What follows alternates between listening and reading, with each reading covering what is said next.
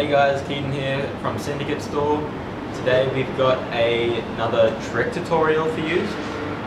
Today's trick tutorial is going to be a trick that I like to do quite often. It's something that's kind of started once the popularity of the square decks come out, and that's the 5-0 grind. Basically what a 5-0 is when you grind on your back deck end or the back of any deck in sort of like a manual position. You don't necessarily need a completely square deck. The wider the back of your deck is going to make it a lot easier for you to do the trick. You can also run pegs. That's technically classified as an ice pick grind when you're running a peg that sticks out further than the deck, but same trick basically. So starting off, there's obviously two different sides that you can go towards the rail. There's backside, which is where your backside is facing the rail, or there's front side, where your front side is facing the rail.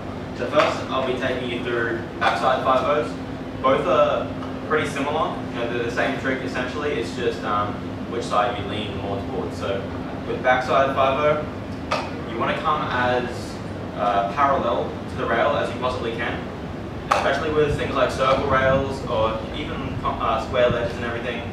By coming on an angle, there's less chance of you landing in the 5-0. The more angled you are, the easier you will slip off. So by coming parallel, it means that you can get the full deck end or full peg on the rail, and you're able to lean side to side depending on which way you're balancing. A good way to get good at balancing 5-0s is landing in 50-50 grinds, then pulling up towards the end of the rail and trying to balance out the 5-0s. On a circle rail, it can be a little bit more beneficial if the circle rail is a bit skinny, meaning that you're not going to slip off easily. You have the power to lean over and back a little bit to stay on top of the rail. With square ledges, you kind of have to be straight. You can't really lean over too much because it will shoot you off the rail.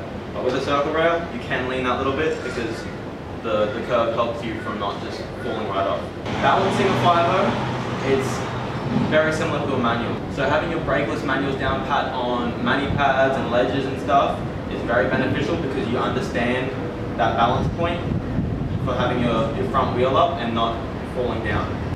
Another good way to learn 5-0s is by obviously coming to the ends of the rails and learning just how to do short 5-0s, learning how to stick that back end of the deck into the rail. If you're down for it and you can bring yourself to try the long 5-0s, definitely go there first, but if it is a very scary trick for you, the chinks can be a good option just for you to start off.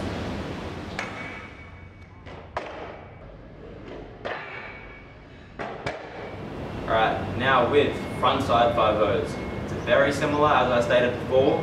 It's basically the same trick, it's just that it's a little bit different in the leaning over the rail, because obviously you need to use your toe to lean yourself over rather than your heel. So you want to come straight up and same thing, as parallel as you can to the rail, hop on, and so with front 5-0s you're using your toe to lean over if you have to. If you want to stay on the rail for the longest period you can. You want to have your foot the furthest back you can, because the further your feet are back, that's just better for leaning backwards obviously. If you've got your feet any further forward, it's going to make it a little bit harder to lean back. So feet back, your back foot at least, with your front foot, just find what's best for you. I keep it somewhat in the middle. Sometimes I do put it a little bit further back, but not necessarily. I won't really ever put it right at the front of the deck, just because obviously you want the pressure further back so you can lean back and get that balance point right. Alright, now after those tips, hopefully you can start trying them, be a little bit more confident with them now that you know a little bit more about how to go towards it. I'm going to do a couple 5-0s, a couple of tricks out possibly, and show you my technique basically when I'm doing them personally.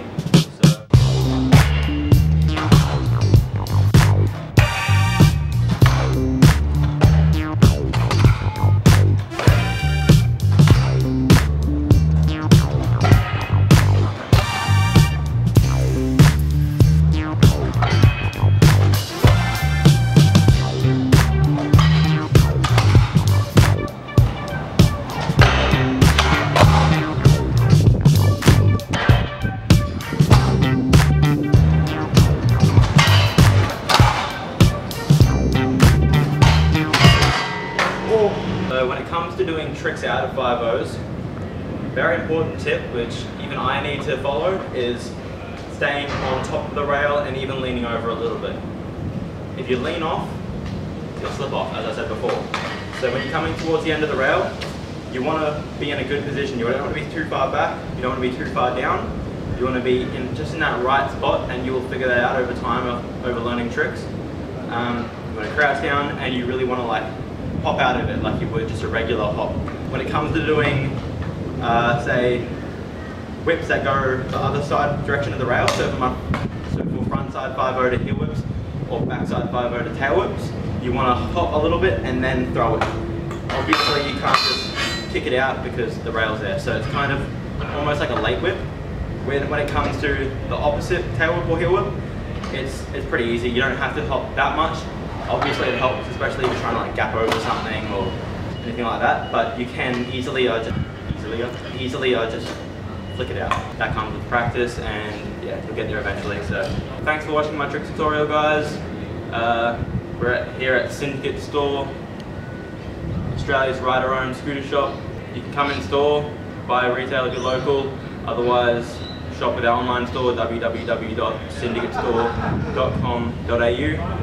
We've got Facebook, Instagram, look us up. With these trick tutorials is having you progress and seeing scooter riders go forward. So yeah, thanks for watching.